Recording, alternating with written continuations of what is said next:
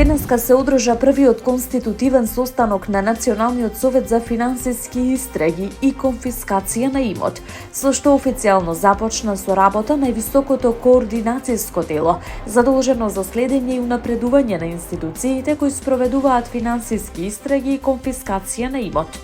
Со советот председаваше заменик председателот на владата задолжен за политики на добро владење Арбен Фетаи, а на состанокот присуствуваа председателот на владата, министерот за внатрешни работи, представници на меѓународната заедница, граѓанскиот сектор и членовите на советот.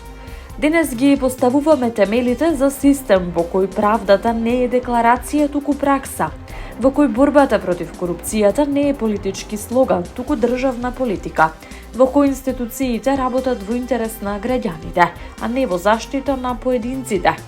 Јасна е нашата заложба за борба против корупцијата и криминалот. Украденото мора да се врати на народот, порача премиерот Христијан Мицкоски на почетокот на конститутивната седница.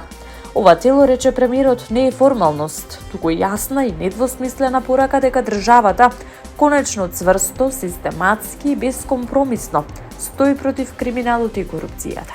Според него, следејќи ги фазите на постапката за враќање на имотот, стратегијата за периодот 2025-2028 јасно дефинира 3 приоритетни области за действување.